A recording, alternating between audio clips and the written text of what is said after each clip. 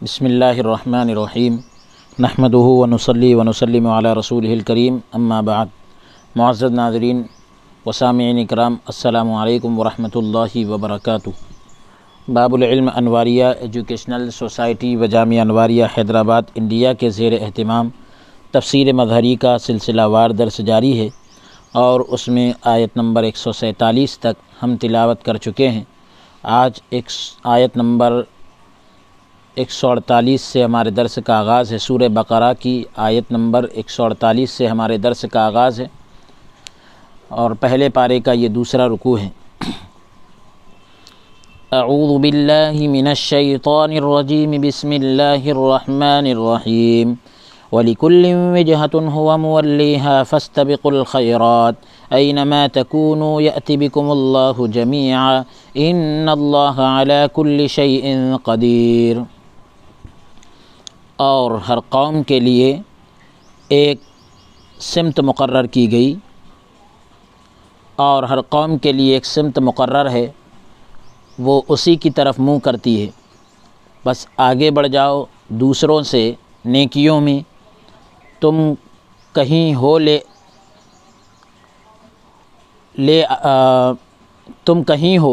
لے آئے گا اللہ تعالیٰ تم سب کو یقیناً، یعنی تم جہاں بھی ہو اللہ تعالیٰ تم سب کو لے آئے گا، یقیناً اللہ تعالیٰ ہر چیز پر قادر ہے۔ کلن، جیسے قرآن میں آیا وَلِكُلٍّ وِجْهَةٌ، تو یہاں کلن کے آخر میں تنوین مضاف الیہ کے عوض میں ہے، مضاف الیہ کے بدلے میں تنوین آئی ہے۔ وجہتن اسم ہے، اسم ہے اس کا جس کی طرف توجہ کی جاتی ہے، یعنی ہر دین والوں کا ایک قبلہ ہے۔ ہوا، یہ ضمیر جو ہے کلن کی طرف راجع ہے۔ ہوا ضمیر جو ہے وَلِكُلٍّ وِجْهَةٌ ہوا، تو ہوا یہ جو ضمیر ہے یہ کلن کی طرف لوٹ رہی ہے۔ اخفش کہتے ہیں یہ اللہ تعالیٰ سے کنایہ ہے، ہوا بول کر اللہ مراد لیا گیا ہے۔ مولیہا، اس کا ایک مفعول محذوف ہے، یعنی یہاں پر ظاہر نہیں ہے لیکن ہے ضرور۔ اصل میں مولیہا وجہہ اس طرح ہے، جب کوئی کسی کی طرف متوجہ ہو تو ولیتہ و ولیت الیہ بولا جاتا ہے،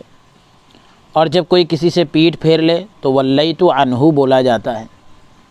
یعنی الی کے ساتھ آئے تو توجہ کرنا مراد ہوتا ہے، اور عنہ کے ساتھ استعمال ہو تو پیٹھ پھیرنا مراد ہوتا ہے، ان کے ساتھ استعمال ہو تو پیٹھ پھیرنا مراد ہوتا ہے۔ ابن عامر نے ہوا مولاہا پڑھا ہے، یعنی جس کی طرف پھیرا گیا ہے، یعنی اللہ تعالی ہر قوم کو اپنے قبلے کی طرف پھیرتا ہے۔ حضرت موسیٰ علیہ السلام کے لیے علیحدہ قبلہ،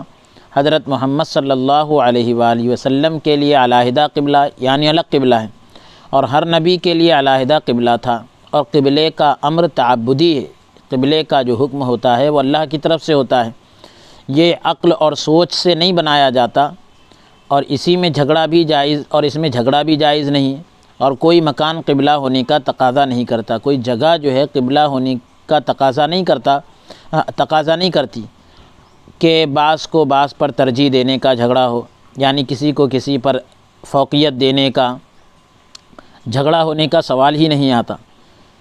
پھر اس کے بعد کہا گیا کہ تم آگے بڑھ جاؤ دوسروں سے نیکیوں کے اندر، فاستبقوا الخیرات، یعنی جب بھی اللہ تعالیٰ کوئی ارشاد فرمائے تو جلدی جلدی اس کی اطاعت کرو، اگرچہ وہ کبھی تمہیں بیت المقدس کی طرف اور کبھی کعبے کی طرف متوجہ ہونے کا حکم دے، کیونکہ وہ جو چاہتا ہے فیصلہ فرماتا ہے، اس لیے تم قبلے کے معاملے میں نہ جھگڑو۔ پھر ہے ان اللہ علی کل شیء قدیر، کہ اللہ ہر چیز پر قادر ہے،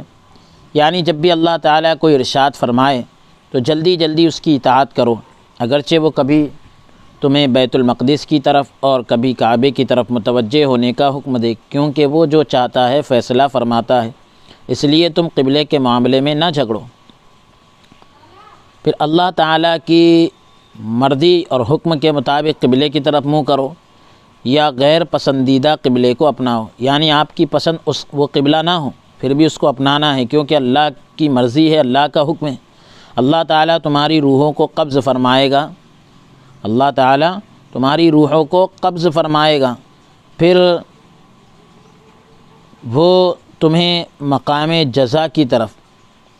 یعنی جہاں پر بدلہ دیا جانا ہے تمہارے اعمال کا، وہاں تم کو جمع فرمائے گا اور تمہیں تمہارے اعمال کے مطابق جزا دے گا، بدلہ دے گا۔ اگر وہ تمہاری روح قبض فرمائے جبکہ تم نماز میں ہو یا واجب کی ادائیگی سے فارغ ہو چکے ہو تو یہ تمہارے لیے سعادت ہے، یعنی نیک بختی ہے۔ یا یہ معنی ہے کہ مسلمانوں کی ہر قوم کے لیے کعبے کی علیحدہ جانب ہے، کعبے کی ایک علیحدہ الگ سمت ہے، وہ اس کی طرف منہ کرنے والی ہے۔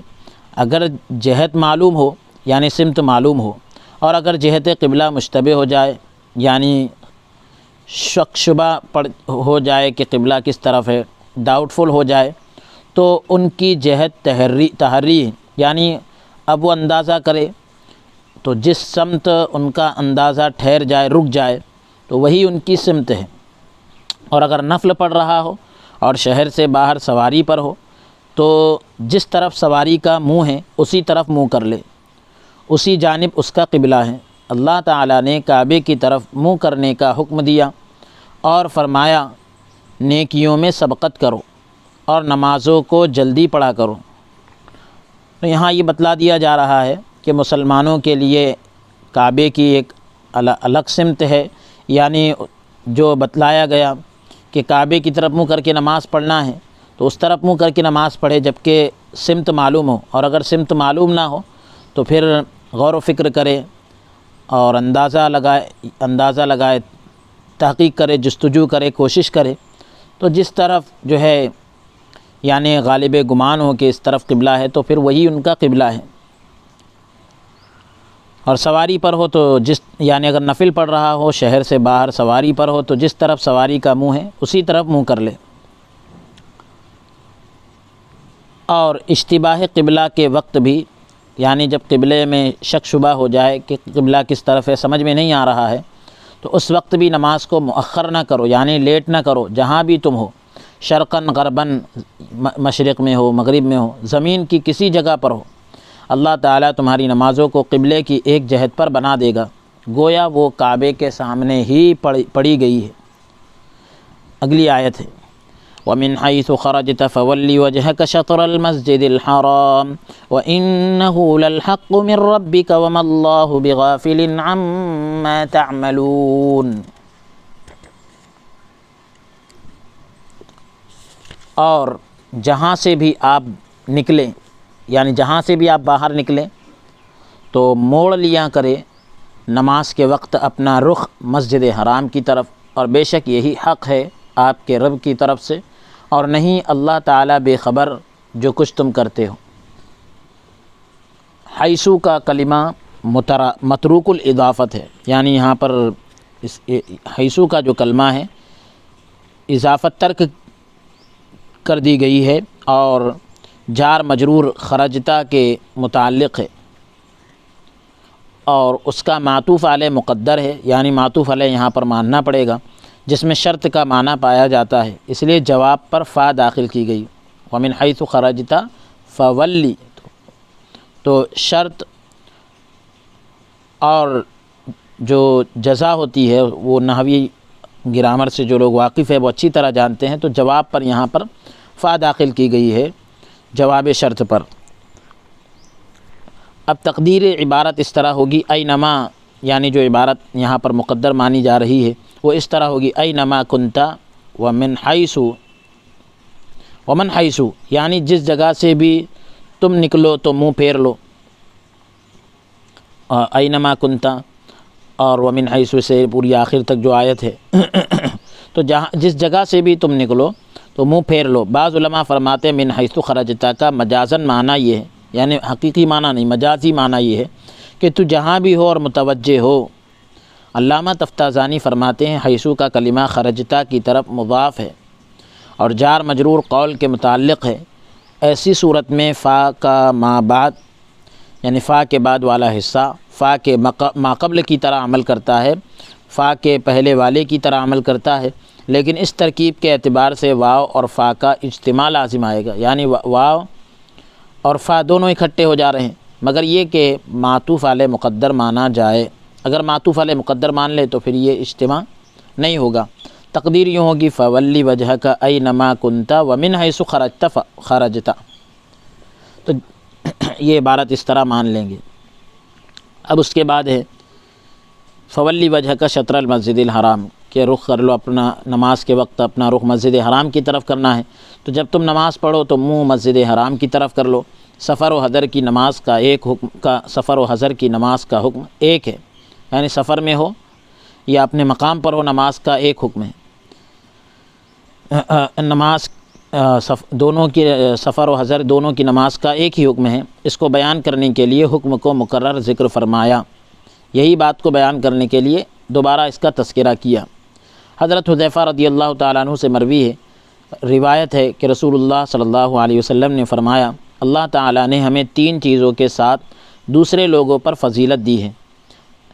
ہماری صفوں کو ملائکہ کی صفوں کی طرح بنایا، یعنی ہماری صفوں کو فرشتوں کی صفوں کی طرح بنا دیا، یہ پہلی چیز ہے۔ دوسری چیز، ہماری پوری زمین کو سجدگاہ بنایا، یعنی جہاں چاہے نماز پڑھ سکتے ہیں۔ اور جب ہمیں پانی نہ ملے، تیسری چیز، جب ہمیں پانی نہ ملے تو ہمارے لیے مٹی کو پاک کرنے والا بنایا، تیمم کر سکتے ہیں۔ اس حدیث کو مسلم نے روایت کیا ہے، اور مسلم کی دوسری روایت میں ہے کہ مجھے انبیاء پر، یعنی نبیوں پر 6 چیزوں کی وجہ سے فضیلت دی گئی ہے۔ پھر اس کے بعد اس میں جو آیا وَإِنَّهُ لَلْحَقُّ مِن رَبِّكَ، تو انہو میں جو ہا ضمیر ہے اس سے مراد جو ہے تو ھذا الامر ہے، یعنی یہ معاملہ، یہ حکم۔ ابو عمرو نے یا کے ساتھ اور باقی قراء نے تا کے ساتھ یعنی تعملون پڑھا ہے، وَمَا اللَّهُ بِغَافِلٍ عَمَّا، کسی نے یعملون پڑھا اور کسی نے تعملون پڑھا ہے۔ کسی نے یعنی غائب کے صیغے کے ساتھ پڑھا ہے کہ وہ جو کرتے ہیں، اور کسی نے حاضر کے صیغے کے ساتھ پڑھا ہے یعنی تم جو کرتے ہو۔ اگلی آیت ہے وَمِنْ حَيْثُ خَرَجْتَ فَوَلِّ وَجْهَكَ شَطْرَ الْمَسْجِدِ الْحَرَامِ وَحَيْثُ مَا كُنْتُمْ فَوَلُّوا وُجُوهَكُمْ شَطْرَهُ لِئَلَّا يَكُونَ لِلنَّاسِ عَلَيْكُمْ حُجَّةٌ إِلَّا الَّذِينَ ظَلَمُوا مِنْهُمْ فَلَا تَخْشَوْهُمْ وَاخْشَوْنِي وَلِأُتِمَّ نِعْمَتِي عَلَيْكُمْ وَلَعَلَّكُمْ تَهْتَدُونَ۔ اور جہاں سے آپ باہر نکلے تو موڑ لیا کریں اپنا رخ نماز کے وقت مسجد حرام کی طرف، اور اے مسلمانوں جہاں کہیں تم ہو تو پھیر لیا کرو اپنے منہ اس کی طرف،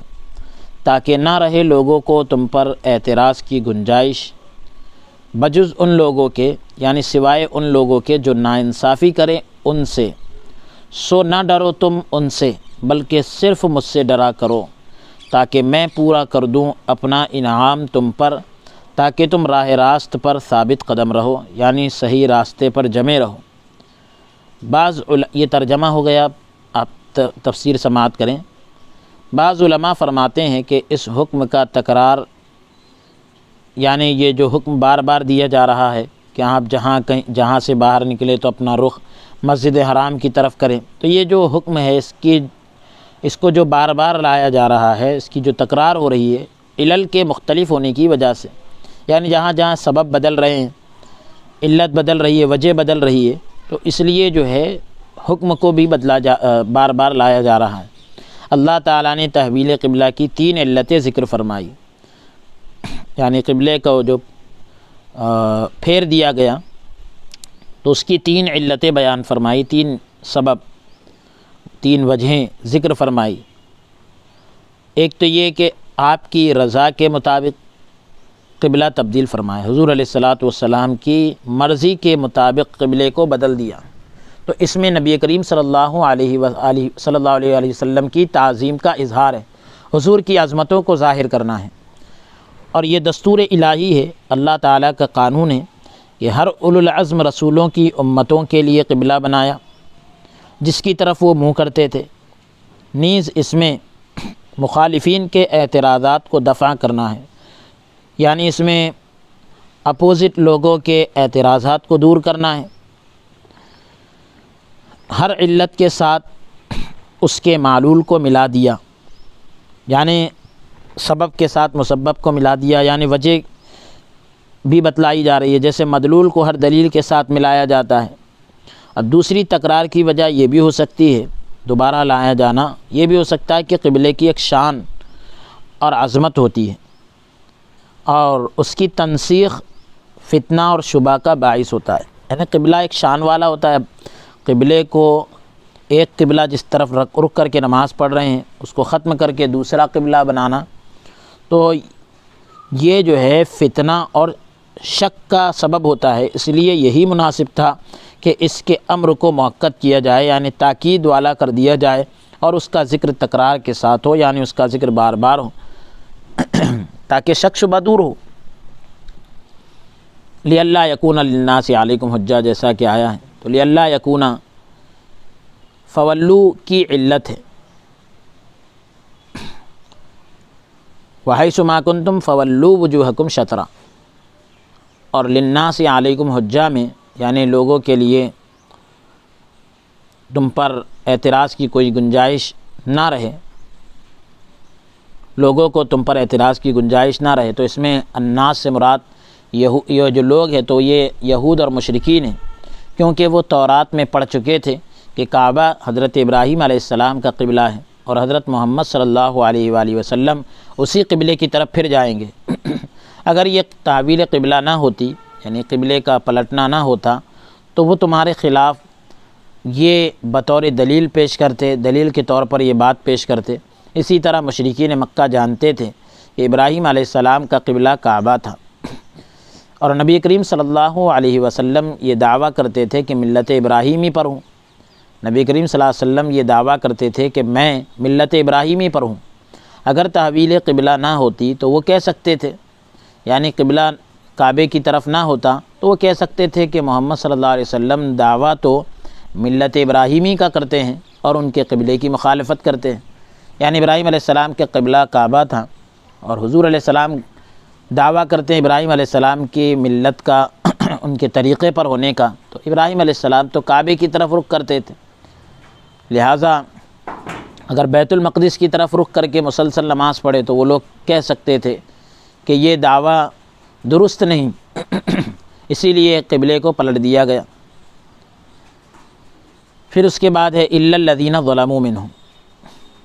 یعنی سوائے ان لوگوں کے جو ناانصافی کریں، تو الناس سے استثناء ہے، یعنی الگ کر دیا گیا ہے، یعنی معاندین کے علاوہ، دشمنوں کے علاوہ کسی کے لیے حجت نہ رہے، بغض رکھنے والے، عناد رکھنے والوں کے علاوہ کسی کے لیے حجت نہ رہے، کچھ کہنے کا موقع نہ رہے۔ لیکن قریش میں ظالم لوگوں نے پھر بھی کہہ دیا کہ محمد صلی اللہ علیہ وسلم نے کعبے کی طرف رجوع کر لیا ہے، کیونکہ اس نے جان لیا ہے کہ ہم اس سے زیادہ ہدایت پر ہیں، اور عن قریب وہ ہمارے دین کی طرف لوٹ آئے گا۔ اور یہود میں سے ظالم لوگوں نے کہا کہ محمد صلی اللہ علیہ وسلم نے بیت المقدس کے قبلے کے حق ہونے کے باوجود اس سے انحراف، یعنی اس سے پلٹنے کا جو معاملہ ہے صرف حسد کی وجہ سے کیا ہے، جلن کی وجہ سے کیا ہے، اور اپنی رائے پر عمل کیا ہے۔ پھر اب اس کو حجت کا نام دیا گیا ہے، حالانکہ یہ حجت نہیں تھی، لیکن چونکہ وہ اسے حجت کی جگہ پر بیان کرتے تھے اس لیے حجت کہا گیا ہے۔ جیسے ایک اور جگہ ارشاد ہے حجتہم داحضۃ عند ربہم، تو حجتہم داحضۃ یعنی سو ان کی حجت بازی لغو ہے۔ بعض علماء فرماتے ہیں کہ یہاں حجت بمعنی احتجاج ہے، بعض فرماتے ہیں کہ یہاں استثناء صرف حجت کی نفی میں مبالغے کے لیے ہے، کیونکہ یہ تو معلوم ہے کہ ظالم کے لیے کوئی حجت نہیں ہوتی۔ ان تعویلات کی بنا پر اس میں موصول محل جر میں الناس کا بدل ہوگا،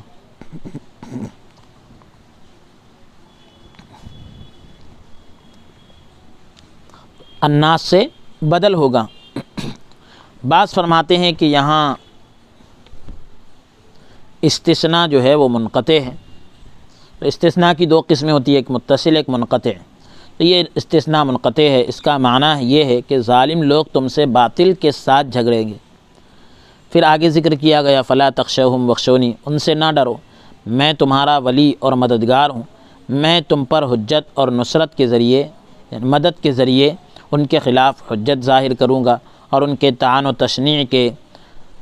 یعنی وہ جو طعنہ وغیرہ دیتے ہیں تو ان کے طعن و تشنیع کے تیر تمہیں کوئی نقصان نہ پہنچائیں گے، میرے حکم کی مخالفت نہ کرو۔ پھر آگے ذکر کیا گیا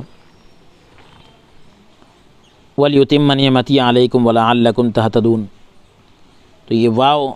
جو یہاں پر آیا ہے لِأَلَّا پر معطوف ہے، واو حرف عطف ہے، معطوف لِأَلَّا يَكُونَ لِلنَّاسِ عَلَيْكُمْ حُجَّةٌ پر معطوف ہے۔ عبارت اس طرح ہوگی فَوَلُّوا وُجُوهَكُمْ لِأَلَّا يَكُونَ لِلنَّاسِ عَلَيْكُمْ حُجَّةٌ وَلِأُتِمَّ نِعْمَتِي عَلَيْكُمْ وَلَعَلَّكُمْ تَهْتَدُونَ، یہ بھی احتمال ہے، یعنی یہ بھی ہو سکتا ہے کہ یہ محذوف کلام پر معطوف ہو، یعنی جو کلام حذف کیا گیا اس پر معطوف ہو، یعنی کلام اس طرح ہو وَاخْشَوْنِي لِأَحْفَظَكُمْ وَلِأُتِمَّ نِعْمَتِي وَلِكَيْ تَهْتَدُوا۔ حضرت معاذ رضی اللہ عنہ سے مروی ہے، رسول اللہ صلی اللہ علیہ وسلم نے فرمایا نعمت کی تکمیل جنت میں داخل ہونا اور آگ سے نجات پانا ہے۔ نعمت کا جو مکمل ہونا ہے، نعمت کا پورا ہونا ہے تو وہ ہے جنت میں داخل ہونا اور آگ سے نجات پانا ہے۔ اس حدیث کو بخاری نے الادب المفرد میں اور امام ترمذی نے نقل کیا ہے، حضرت علی رضی اللہ عنہ سے مروی ہے کہ نعمت کی تکمیل اسلام پر موت آنا ہے، موت کا آنا ہے، اسلام پر مر جانا، اسلام پر وفات پا جانا، یہ نعمت کا مکمل ہونا ہے۔ آگے آیت سماعت فرمائیں کما ارسلنا فیکم رسولا منکم یتلو علیکم آیاتنا ویزکیکم ویعلمکم الکتاب والحکمت ویعلمکم ما لم تکونوا تعلمون، جیسا کہ بھیجا ہم نے تمہارے پاس رسول تم میں سے، پڑھ کر سناتا ہے تمہیں ہماری آیتیں، اور پاک کرتا ہے تمہیں اور سکھاتا ہے تمہیں کتاب اور حکمت، اور تعلیم دیتا ہے تمہیں ایسی باتوں کی جنہیں تم جانتے ہی نہیں تھے، یعنی ایسے رسول کو ہم نے بھیجا جو ہماری آیتیں تمہیں پڑھ کر سناتے ہیں، سکھاتے ہیں، حکمت کی باتیں تم کو، اور تم کو ایسی باتیں سکھاتے ہیں جن کو تم جانتے نہیں تھے۔ اب اس میں جو مخاطب ہے وہ قریش ہے، قریش سے خطاب کیا جا رہا ہے، اصل مخاطب وہ ہے جو وہ ہیں اور دوسرے لوگ ان کے تابع ہیں، تو اصل میں خطاب قریش سے ہو رہا ہے، دوسرے لوگ ان کے تابع ہیں، ان کے پیچھے ہیں، یعنی ان کے ساتھ میں دوسرے لوگ بھی خطاب ہوں گے، دوسرے لوگوں سے بھی خطاب ہے، کیونکہ اللہ تعالیٰ کا ابراہیم علیہ السلام کو ارشاد ہے انی جاعلک للناس اماما قال ومن ذریتی، بے شک میں بنانے والا ہوں تمہیں تمام انسانوں کا پیشوا، تو عرض کی میری اولاد میں سے بھی۔ اسی طرح حضور علیہ الصلاۃ والسلام کا ارشاد ہے الناس تبع لقریش، لوگ قریش کے تابع ہیں، یہ اتمہ کے متعلق ہے، ولی اتمہ جیسا کہ پیچھے گزرا ہے، یعنی میں اپنی نعمت کو مکمل کروں گا، جیسے تم میں سے ایک رسول کو بھیج کر میں نے نعمت کو مکمل کیا۔ محمد بن جریر کہتے ہیں کہ حضرت ابراہیم علیہ السلام نے 2 دعائیں مانگی تھی، پہلی دعا یہ تھی جعلنا مسلمین، جیسا آیا قرآن میں ربنا وجعلنا مسلمین لک ومن ذریتنا امۃ مسلمۃ لک، اور دوسری دعا یہ تھی وبعث فیہم رسولا منہم۔ آیت کا معنی یہ ہے کہ تمہارے حق میں حضرت ابراہیم علیہ السلام کی دعا قبول کی گئی ہے کہ میں نے تمہیں اپنے دین کی ہدایت دی اور تمہیں مسلمان بنایا، نیز یعنی ساتھ ہی تم پر اپنی نعمت مکمل فرمائی، جیسا کہ میں نے ان کی دعا کو قبول فرمایا کہ تم میں اپنا رسول مبعوث فرمایا، اپنے رسول کو بھیجا، یا یہ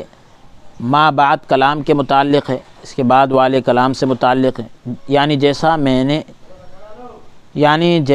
میں نے تمہیں رسالت کے ساتھ یاد کیا ہے تم مجھے یاد کرو، میں تمہیں یاد کروں گا۔ اس ترکیب سے یہ مترشح ہوتا ہے، یہ واضح ہوتا ہے کہ بندے کا اللہ تعالیٰ کو ایک دفعہ ذکر کرنا اللہ تعالیٰ کے 2 ذکروں میں گھرا ہوا ہے۔ پہلا ذکر توفیق کے ذریعے اور دوسرا ذکر ثواب عطا کرنے کے ساتھ۔ رسولا منکم، تو اس سے مراد حضرت محمد صلی اللہ علیہ وسلم، اس کی شرح حضرت ابراہیم علیہ السلام کی دعا میں گزر چکی ہے۔ یہاں مقصود کے اعتبار سے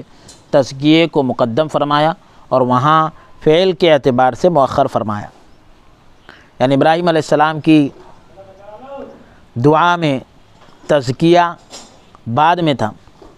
اور یہاں تزکیہ جو ہے پہلے ہے کہ ایسے رسول کو بھیجا جو تزکیہ کرتا ہے۔ تو مقصد یہاں پر صفائی کرنا، پہلے گندگی کو جو کفر اور شرک کی دیگر گندگیاں ہوتی ہیں اس کو صاف کرنا مقصد ہوتا ہے، تو اس کو پہلے ذکر کیا۔ اب اس کے بعد ہے یعلمکم، کہ تم کو سکھاتے ہیں۔ تو یعلمکم کے فعل کا تکرار اس بات پر دلالت کرتا ہے کہ یہ تعلیم کسی دوسری جنس سے، یعنی 2 مرتبہ آیا وَيُعَلِّمُكُمُ الْكِتَابَ وَالْحِكْمَةَ، پھر اس کے بعد وَيُعَلِّمُكُم مَّا لَمْ تَكُونُوا تَعْلَمُونَ۔ تو يُعَلِّمُكُم جو 2 مرتبہ آیا تو یہ بتا رہا ہے کہ یہ تعلیم کسی دوسری جنس سے ہے۔ شاید اس سے مراد وہ علم لدنی ہو جو قرآن کے بطون اور نبی کریم صلی اللہ تعالی علیہ وسلم کے سینہ اقدس کے مشکات سے حاصل ہوتا ہے، حضور علیہ السلام کے سینہ مبارک سے حاصل ہوتا ہے۔ یہ ایسا علم ہے حضور، یعنی جو اس چراغ سے یہ حاصل ہوتا ہے علم، یہ ایسا علم ہے جس کا ادراک اور حصول، یعنی جس کو پانا اور حاصل کرنا صرف اور صرف آفتاب قرآن کی تجلیوں اور مہر نبوت کی شعاعوں سے ہوتا ہے۔ یعنی مہر نبوت کی جو شعاعیں نکلتی ہے وہیں سے یہ علم حاصل ہوتا ہے۔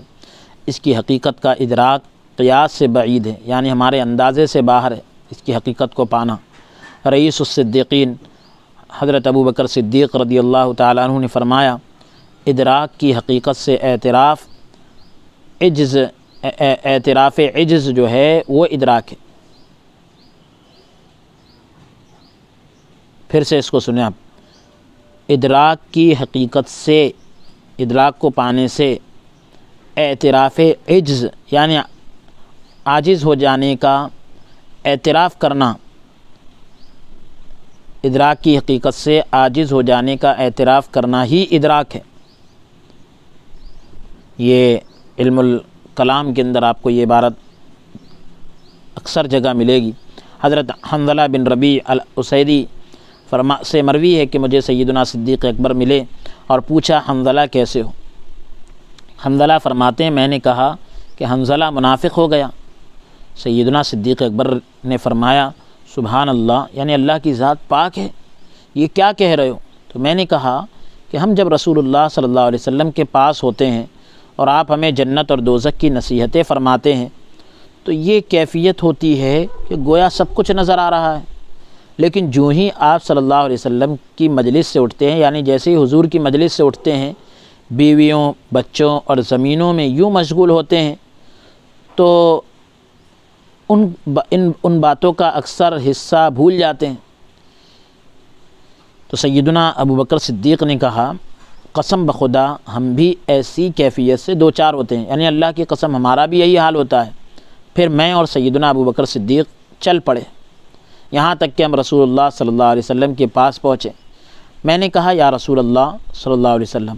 حنظلہ منافق ہو گیا ہے۔ صدیق اکبر کہہ رہے ہیں حضور کی بارگاہ میں کہ حنظلہ منافق ہو گیا ہے۔ آپ صلی اللہ علیہ وسلم نے فرمایا وہ کیسے؟ میں نے عرض کی یا رسول اللہ صلی اللہ علیہ وسلم، ہم آپ کی خدمت میں حاضر ہوتے ہیں، آپ ہمیں جنت و دوزخ کے متعلق بتاتے ہیں تو یوں لگتا ہے ہم سب کچھ دیکھ رہے ہیں، لیکن جب آپ کی بارگاہ سے اٹھ جاتے ہیں بیویوں، بچوں اور زمینوں میں یوں مصروف ہو جاتے ہیں، ایسا لگ جاتے ہیں کہ کچھ یاد نہیں رہتا۔ رسول اللہ صلی اللہ علیہ وسلم نے ارشاد فرمایا قسم ہے اس ذات کی جس کے قبض قدرت میں میری جان ہے، اگر تم ہمیشہ اسی کیفیت پر رہتے جس میں میرے پاس ہوتے ہو، یعنی جس کیفیت میں تم میرے پاس ہوتے ہو، اگر تم ہمیشہ اسی کیفیت پر رہتے اور ذکر میں مشغول ہوتے ہو، یعنی جس طرح کی کیفیت میں، جس کیفیت پر میرے پاس رہتے ہو اور ذکر میں لگے رہتے ہو، تو فرشتے تم سے تمہارے بستروں اور تمہارے راستوں پر مصافحہ کرتے۔ لیکن یہ کیفیت کبھی کبھی ہوتی ہے۔ یہ آپ صلی اللہ علیہ وسلم نے 3 مرتبہ فرمایا۔ اس حدیث کو مسلم نے روایت کیا ہے۔ حضرت ابو ہریرہ رضی اللہ عنہ سے مروی ہے، فرماتے ہیں میں نے رسول اللہ صلی اللہ علیہ وسلم سے 2 برتن علم کے یاد کیے، ایک کو میں نے تم میں پھیلا دیا ہے اور دوسرا اگر میں اسے بیان کروں تو میرا گلا کٹ جائے۔ اس حدیث کو بخاری نے روایت کیا ہے۔ بعض علماء فرماتے ہیں وہ برتن علم جس کو آپ نے بیان نہیں فرمایا وہ ایسی احادیث ہیں جن میں ظالم عمراء کے نام بیان کیے گئے ہیں، جیسا کہ آپ صلی اللہ علیہ وسلم کا ارشاد ہے، میں اللہ تعالیٰ کی پناہ مانگتا ہوں 60 ہجری سے اور بچوں کی حکمرانی سے۔ یہ یزید بن معاویہ کی حکمرانی کی طرف اشارہ ہے۔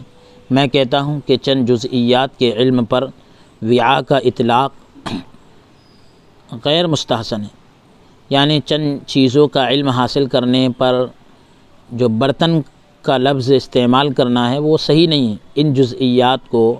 یعنی چند چیزوں کو علوم شرعیہ کا قسیم یعنی اس میں تقسیم کرنا یا نظیر یعنی اس کے مثل تصور نہیں کیا جا سکتا بلکہ اس سے مراد علم لدنی ہے۔ اگر کوئی پوچھے کہ حضرت ابو ہریرہ رضی اللہ عنہ کے اس جملے سے کیا مراد ہے کہ اگر میں اس کو بیان کروں تو میری گردن کٹ جائے، تو میں کہتا ہوں یعنی قاضی ثناء اللہ پانی پتی رحمۃ اللہ علیہ فرماتے ہیں کہ اگر کوئی یعنی حضرت ابو ہریرہ اگر کوئی یہ سوال کرے کہ ابو ہریرہ رضی اللہ عنہ کا یہ جو جملہ ہے کہ اگر میں اس کو بیان کر دوں تو میری گردن کٹ جائے، کہ یعنی میں نے حضور سے 2 برتن علم کے یاد کیے، ایک کو تو بیان کر دیا، دوسرے کو بیان کروں تو میرا گلا کٹ جائے، تو اس سے کیا مراد ہے؟ تو میں کہتا ہوں کہ اس کا معنی یہ ہے کہ اگر میں اس علم کو زبان سے بیان کروں تو میرا گلا کٹ جائے، کیونکہ ان علوم و معارف کا سیکھنا یا سکھانا زبان قال سے ممکن ہی نہیں، یعنی جو ہماری زبان ہے جس سے ہم بولتے ہیں اس سے تو ممکن ہی نہیں، بلکہ ان کا ادراک یعنی ان کا حاصل کرنا تو فقط انعکاس اور زبان حال سے ہے، یعنی جو عکس پڑتا ہے اس سے ہوتا ہے اور زبان حال سے ہے۔ تو بھلا زبان سے ان علوم کا ادراک کیسے ہو سکتا ہے، زبان سے کیسے ان کو حاصل کیا جا سکتا ہے؟ کیونکہ زبان کے ساتھ علم حاصل کرنا چند امور پر موقوف ہے، چند چیزوں پر ڈیپینڈ ہے۔ نمبر 1 کہ معلوم ان چیزوں سے ہو جن کا ادراک علم حصولی کے ذریعے ہو سکتا ہے۔ نمبر 2 اس چیز کے مقابلے میں کوئی لفظ وضع کیا گیا ہو، کوئی لفظ بنایا گیا ہو۔ نمبر 3 اس لفظ کی وضع بناوٹ سامع کو یعنی سننے والے کو معلوم بھی ہو، جبکہ معارف لدنیہ میں ان امور میں سے کوئی امر بھی متحقق نہیں، کوئی بھی امر تحقیق شدہ نہیں، کیونکہ ان کا ادراک علم حضوری سے ہوتا ہے جس کا ظہور ممکن ہی نہیں ہوتا، بلکہ علوم لدنیہ کے حصول کا ذریعہ، علم لدنی کے حاصل کرنے کا ذریعہ علم حصولی اور علم حضوری سے بھی ورا ہے، اس سے بھی مطلب یعنی اس سے بھی پرے ہے۔ یہاں الفاظ کی وضع یعنی بناوٹ کہاں پائی جاتی ہے؟ وضع کے ذریعے، بناوٹ کے ذریعے علم حاصل کرنے والوں سے یہ علم بہت دور ہے۔ اب جو بھی ان معارف پر گفتگو کرے گا اسے ضرور مجازات اور استعارات کا استعمال کرنا ہوگا، جن کے ذریعے عوام کو رہنمائی حاصل نہیں کر سکتے، تو جن کے ذریعے عوام کی کوئی رہنمائی حاصل نہیں کر سکتے، نتیجہ یہ نکلتا ہے کہ عقول مخبوط ہو جاتے ہیں، عقل پر یعنی خبط سوار ہو جاتا ہے، مخبوط ہو جاتی ہے عقل، اور متکلم یعنی ایک طرح سے پردہ پڑ جاتا ہے، اور متکلم کی مراد یعنی بولنے والے کی مراد سمجھنے سے قاصر ہوتے ہیں، یعنی سمجھ میں نہیں آتی، تو پھر ایسا کہنے والوں کو وہ فاسق کہتے ہیں یا کفر کا فتویٰ جڑ دیتے ہیں۔ جیسا کہ آپ دیکھتے ہیں کہ عوام اولیاء اکرام کی مراد سمجھے بغیر اولیاء اکرام پر تنقید کرتے ہیں، اور یہی چیز گلا کے کٹنے تک پہنچا دیتی ہے، گلے کٹنے تک پہنچا دیتی ہے۔ اگر کوئی یہ کہے کہ اگر اس علم لدنی کا حصول اور اس کی عطا بیان کے ساتھ ممکن نہیں ہے، اور اس کا نتیجہ قتل و غارت ہے، اور اس کا بیان گلا کا کٹنا ہے یعنی گلے کا کٹ جانا ہے، تو پھر اس پر کلام کرنے کی ضرورت کیا تھی؟ تو لوگوں نے بڑی بڑی کتابیں جیسے فصوص الحکم اور فتوحات کیوں تصنیف فرمائی، کیوں لکھی؟ اس ورق سیاہی کا اس ورق سیاہی کا فائدہ ہی کیا ہے؟ یعنی ورق پر جو سیاہی یعنی جو قلم چلا ہے اس کا فائدہ ہی کیا ہے؟ میں کہتا ہوں ان کتب کی تصنیف، ان کتابوں کی تصنیف سے ان علوم کا دوسروں تک پہنچانا مقصود نہیں ہے، اور نہ ان کتب کے مطالعے سے دوسروں تک علم پہنچانا مقصد نہیں ہے، اور نہ ہی ان کتابوں کے مطالعے سے قرب اور ولایت کی منزل حاصل ہوتی ہے، بلکہ ان سے مقصود جذب اور سلوک کے ذریعے ان علوم لدنیہ کو حاصل کرنے والے عارفین کو بعض تفاصیل پر یعنی کچھ تفصیل پر آگاہ کرنا ہے، باخبر کرنا ہے، نیز یعنی ساتھ ہی مریدین کے احوال اور ان کے مواجد کو اکابر کے احوال اور مواجد سے تطبیق دینا ہے۔ تو ان کے یعنی جو حالتیں ہوتی ہے، ان کی جو ایجاد کردہ جو چیزیں ہوتی ہے، ان کی وجد کی جو کیفیت ہوتی ہے، تو اس سے موافقت دینا ہے تاکہ مریدین کے احوال کی صحت ظاہر ہو جائے، مریدین کی حالت کی درستگی ظاہر ہو جائے اور ان کے دل بھی مطمئن ہو جائے۔ اور اکثر مشائخ نے ان معارف کو غلبہ حال کے وقت بیان فرمایا ہے۔ اس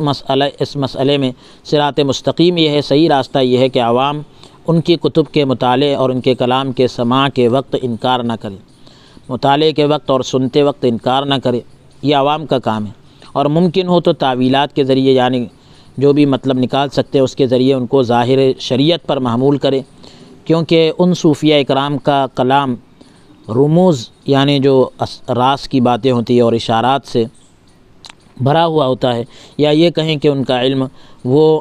علام الغیوب جانتا ہے، اللہ بہتر جانتا ہے جس نے یہ علم اپنے خاص بندوں کو عطا فرمایا ہے۔ جیسا کہ متشابہات کے متعلق کہا جاتا ہے، قرآن میں کچھ ایسی آیتیں ہیں کہ ان کا کلام مجازات اور استعارات پر مشتمل ہوتا ہے، یعنی وہاں حقیقت نہیں مجاز مراد لیا جاتا ہے، استعارے اور کنائے مراد ہوتے ہیں، اور ظاہر سے تطابق نہیں رکھتا، ظاہر سے موافقت نہیں رکھتا، لیکن وہ شریعت کے قطعاً مخالف نہیں ہوتا، بلکہ وہ کتاب و سنت کا خلاصہ اور لب لباب ہوتا ہے، اس کا نچوڑ ہوتا ہے۔ اللہ تعالی ہمیں بھی اپنے فضل عظیم اور احسان جلیل کے واسطے سے یہ علوم لدنیہ عطا فرمائے۔ جب ان معارف کی تحصیل کا راستہ، ان کو حاصل کرنے کا راستہ صرف اور صرف انعکاس یعنی جو عکس پڑتا ہے اور القاء ہے، اور کثرت ذکر اور مراقبہ، خواہ یعنی چاہے ذکر کرنے والوں کے مجمع میں ہو یا تنہائی اور خلوت میں ہو، اس انعکاس کی صلاحیت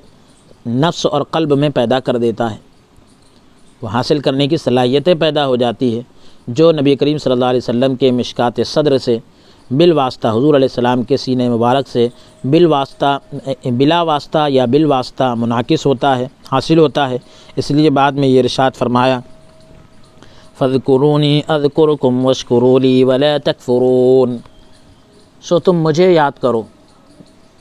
سو تم مجھے یاد کیا کرو، میں تمہیں یاد کیا کروں گا، اور شکر ادا کیا کرو میرا، اور میری ناشکری نہ کیا کرو۔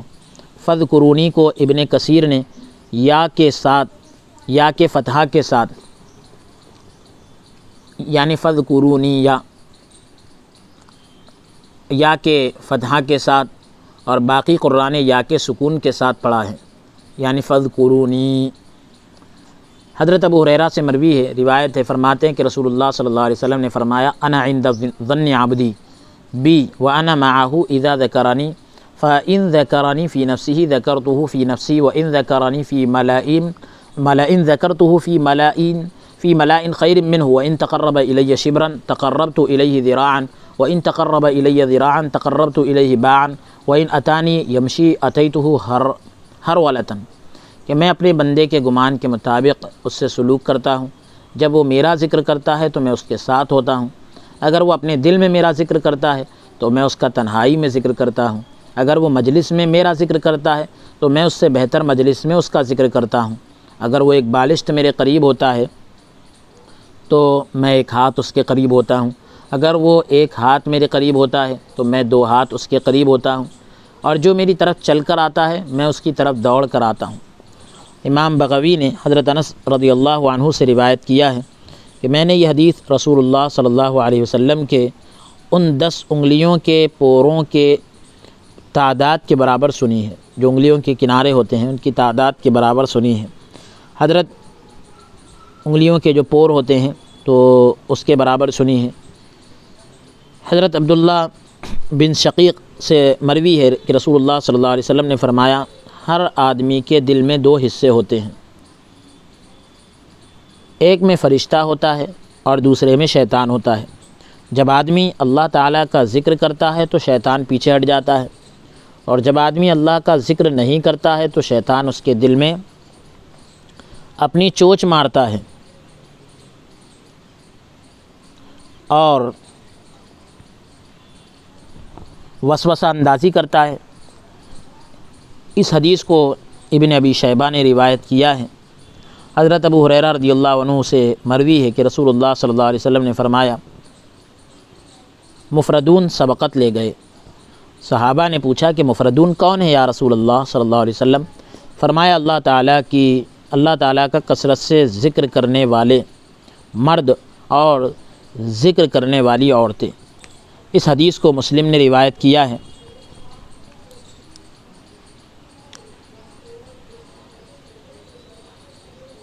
اے بختاور بھائی، ذکر اس غفلت کو دور کرنے سے عبارت ہے، اور غفلت قساوت کا موجب ہوتی ہے۔ ذکر جو ہے غفلت کو دور کرنے کا نام ہے، اور غفلت جو ہے قساوت یعنی سختی کا سبب بن جاتی ہے۔ ہر فعل اور قول یعنی ہر بات، ہر کام جو ہم کرتے ہیں، ہر وہ بات جس کو ہم بولتے ہیں، یا غور و فکر جس میں اخلاص اور حضور کے ساتھ، توجہ کے ساتھ، اللہ یعنی للہیت کے ساتھ اور حضور کے ساتھ اور رضا الہی مقصود ہو، اللہ کی اور کو راضی کرنا مقصود ہو، وہ ذکر ہے۔ اور جو کام بغیر اخلاص کے ہو وہ شرک ہے، اور جو ذکر غفلت کے ساتھ ہو اس کا کوئی اعتبار نہیں۔ قد افلح المؤمنون الذین هم فی صلاتهم خاشعون، بے شک دونوں جہانوں میں بامراد ہو گئے ایمان والے، وہ ایمان والے جو اپنی نمازوں میں عجز و نیاز کرتے ہیں۔ فویل للمصلین الذین هم عن صلاتهم ساہون، بس خرابی ہے ایسے نمازیوں کے لیے جو اپنی نماز کی ادائیگی سے غافل ہے۔ ارشاد فرمایا، افضل الذکر لا الہ الا اللہ وافضل الدعاء الحمد للہ۔ افضل ذکر لا الہ الا اللہ ہے، اور افضل ذکر لا الہ الا اللہ ہے، اور افضل دعا الحمد للہ ہے۔ تو یعنی سب سے بہترین ذکر لا الہ الا اللہ، اور سب سے بہترین دعا افضل دعا الحمد للہ ہے۔ اس حدیث کو نسائی، ترمذی، ابن ماجہ، ابن حبان اور امام مالک نے صحیح سند کے ساتھ حضرت جابر کے واسطے سے رسول اللہ صلی اللہ علیہ وسلم سے روایت کی ہے۔ حضرت سمرہ بن جندب سے مروی ہے، روایت ہے کہ رسول اللہ صلی اللہ علیہ وسلم نے فرمایا، افضل کلام 4 کلمات ہے، 4 کلمے سب سے افضل ہے۔ نمبر 1 سبحان اللہ، نمبر 2 الحمد للہ، نمبر 3 لا الہ الا اللہ، نمبر 4 اللہ اکبر۔ اس حدیث کو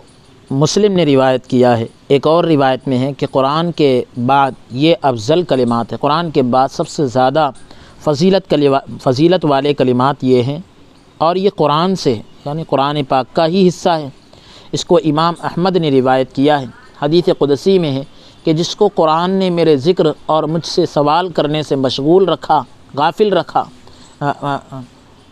میں اسے مانگنے والوں سے بہتر عطا کرتا ہوں۔ یعنی جو ذکر میں لگا رہا،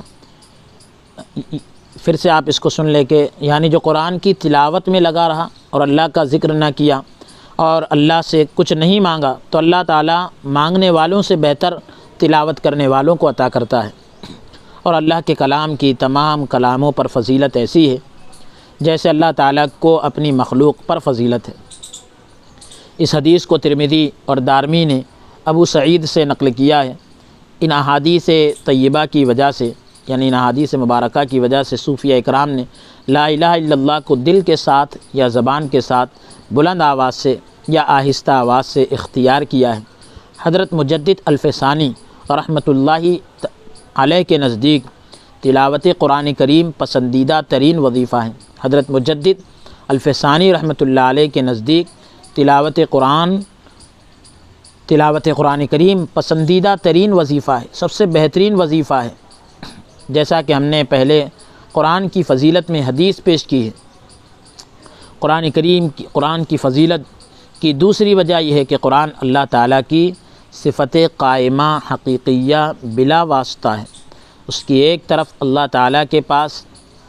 اور ایک طرف ہمارے ہاتھ میں ہے، اس کی ایک طرف اللہ تعالیٰ کے پاس ہے اور ایک طرف ہمارے ہاتھ میں ہے، یعنی اس کا ایک جانب اللہ کے پاس اور ایک جانب ہمارے ہاتھ میں ہے۔ جو اس میں فنا ہوا